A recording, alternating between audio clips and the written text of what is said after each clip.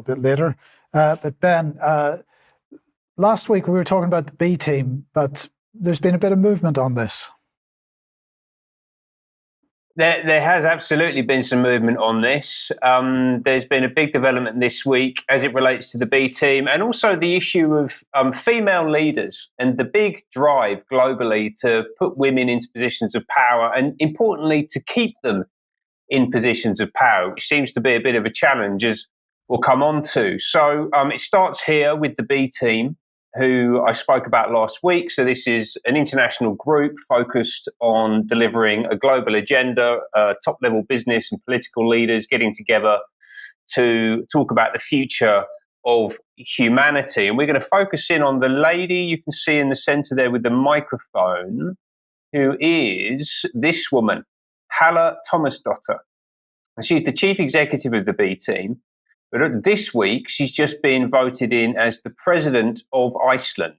Right? So this is a very top-level group. We said last week the B team is a top-level group. You've got Richard Branson there. You've got top-level political people there. She has just been made the head of state for Iceland. What do we know about her? So let's have a little look at her profile on the Council for Inclusive Capitalism page. So she's a member of Linda Rothschild's Council for Inclusive Capitalism.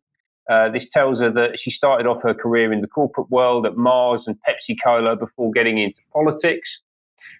She has been given a lot of coverage, not least by the B team, who are very excited, as you'd expect, saying that Iceland have gained an exceptional leader today who's going to advance the courageous leadership that she championed at the B team and which the world so urgently needs.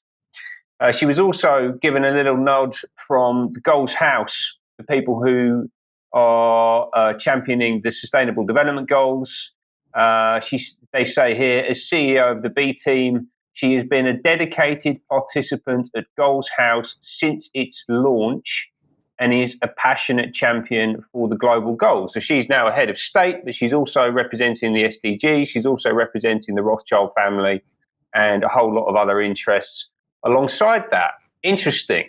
Now, one organisation which also jumped in to pass on their congratulations was this one, the Reykjavik Global Forum. We've spoken about quite a few times recently. So this is an international community of female leaders, very heavily represented at Davos and elsewhere. And they say that their explicit goal is a world in which men and women are viewed as equally suitable to lead. Now, that goal has been under some threat over the past 12 months. And let's hear about that from this recent event, this recent panel discussion held at the Reykjavik Global Forum at the end of last year.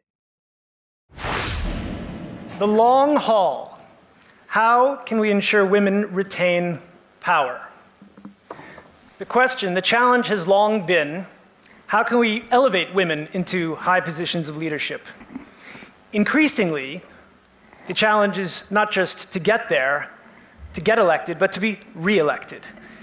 We've seen in 2023 numerous cases, Jacinda Ardern, Zuzana Čaputová, Sanna Marin, Nicola Sturgeon, Sigrid Kaag, all this year have chosen to step aside from high office, arguably at the peak of their powers, because of the stresses on themselves and their families.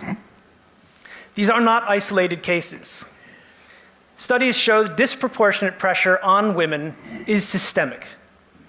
The Interparliamentary Union interviewed 81 female parliamentarians from 40 European countries. 85% of them experienced psychological violence, such as sexist remarks or intimidating behavior, while nearly half of them received threats of rape, beatings, or death. Now, I want to be sober about what we're dealing with here. The House, it's not on fire. To borrow from news of the day, the volcano is exploding. Yeah, Ben, the first thing I would say about that is just to take two names. Jacinda Ardern, was she forced out of her position because of misogyny, or was she forced out of her position because she was behaving like an absolute fascist during the COVID time? And as for Nicola Sturgeon, was she forced out because of misogyny, or was she forced out because of corruption? Well, those are very, very good questions and good examples, Mike, because the line that we're being fed here is that it was the awful, awful sexists who drove them out of office. But in reality, it was their own behaviour, their own policies. And, when you dig into this, that's ultimately what this is all about, I think. And there's a whole lot in there to unpack. The first one is the idea that the volcano is exploding. Yeah, there's so much drama being loaded into this. And just for the record, I will say that I will certainly never condone threats of violence. I don't think that anyone should be being threatened with rape or beatings or death or anything like that, right? 100% don't believe that that's correct behavior, shouldn't be going on. But then the idea that there is this thing called psychological violence is crazy to me. And the idea that sexist remarks, I mean, heaven forbid that we might be subjected to some sexist remarks on the internet as politicians. I mean, it's really laughable, the stuff that's being complained about here, right? And this idea that the pressure on women is disproportionate, frankly, I don't believe it. It might be that women are disproportionately incapable of dealing with that pressure, ultimately, which seems to be the issue here. So who was that doing the speaking? That was Rick Zednik. This fella here, he's actually running for the European Parliament. I'm just going to use the word obsequious to describe that little introduction that he gave here. And he did have three former heads of state on stage with him. So Tarja Halonen, so the former president of Finland, and she talks about the emergence of 24-hour social media and how that made it really difficult for Sanna Marin to be in office. She was the Prime Minister of Finland who left there last year and is now prostituting herself to the Tony Blair Institute for Global Change. That's what Sanna Marin is up to now that she stepped out of political office. We also had on stage Dalia Grybauskaite, former president of Lithuania. I really like this woman, actually. She had a great energy about her. She described herself as the Iron Magnolia. She's like something out of a Bond film from the 80s. She's a black belt in martial arts. And very sensibly, she said, it's not about gender, it's about your personality. Yeah, and people like people who are willing to step up and take responsibility for the well-being of their country. Completely agree with you. And then the third head of state, or former head of state, was this lady, Simonetta Sommaruga. I hope I'm saying that correctly. She's former president of Switzerland. And she talked a lot about this word hate and the need for protections online and the way that leaders are isolated by the mob and that you have a wave of hate coming at you whenever you say anything, and that 95% of the hate comes from just 5% of the accounts online. And they really want to legislate against freedom of speech and people having their own opinions. This is really totalitarian stuff when you dig into it, but it's presented as being kind and empathetic. Now, there's a little clip here that I'm going to share from Simonetta Sommaruga, which I think gives an interesting insight into what's going on behind the scenes. I wanted to attack the problem of women trafficking. So the reaction was, but there's no women trafficking in our country, in Switzerland. No. In all the other countries, but not in our country. And I said, no, if we look at where there is women trafficking, if we want to see it, then we will find these women, and we have to work on that. And I worked together with the police, with the women protection organizations. I went to other countries, to Serbia, to Romania, together with the police over there, with the NGOs over there. And I think this is something I would say for all the women, because I was talking about the thin air.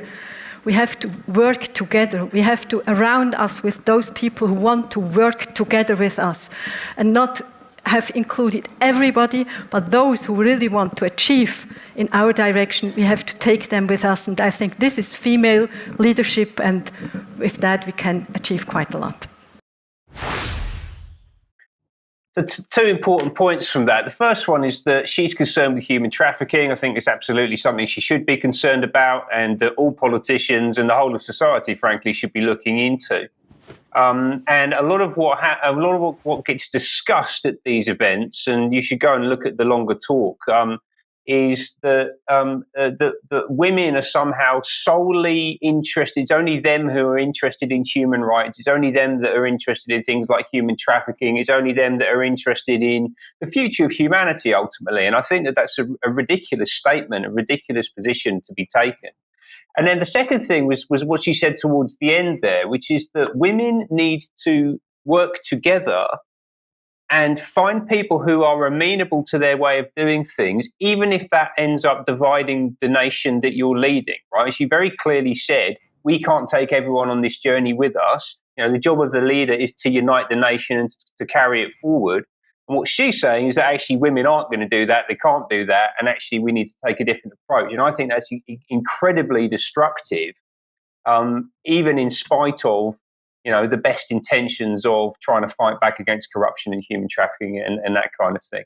So we basically provided with a list of all of the excuses and all the reasons why women leaders fail. And for me, that's really right at the root of the issue here, is that if you're a leader, you have to take responsibility. You can't blame it on those people over there or those people over there saying nasty things about you on the internet, right? You've got to take responsibility. And I think that's the most important thing. Okay, thank you.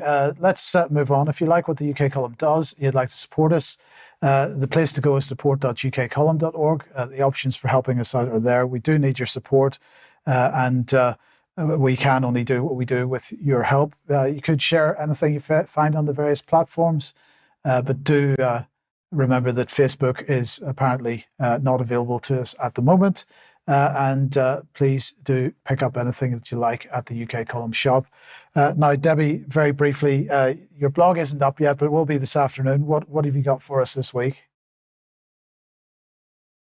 Your prostates is one message, and yes, I did get a text. It wasn't from Love Island. I wasn't very amused. If you want to know more, have a look. And yeah, traffic lights, a new colour.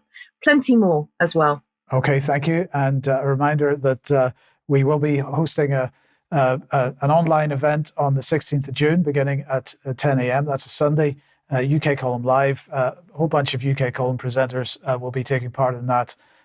Do join us for it if you possibly can. And if you don't manage to make that, perhaps you can get along to the Sounds Beautiful Festival in Wimborne and Dorset on the 27th of June, 27th to the 30th of June. We will all be there. So join us there if you can. And Debbie, we have a bit of news about the MHRA board meeting. Well, it's an unad. Have you ever heard of an unad before? Because luckily, I took a screenshot of when the next MHRA board meeting was going to be. And it was Dame June Rain's last board meeting, her swan song, where we were all going to wave her goodbye on Tuesday, the 9th of July, 2024. So we were looking forward to that. And thanks to Paul for letting me know, because he was trying to get tickets for it, as I was. And all of a sudden, it's gone. So is this the first unadvert that UK Column are putting out? But where has it gone? And please, could everybody write in and ask, where has the board meeting gone and why? Yes, and maybe ask for it to be reinstated, because we want to offer Dame June the final opportunity to answer some questions. Okay, thank you, Deb.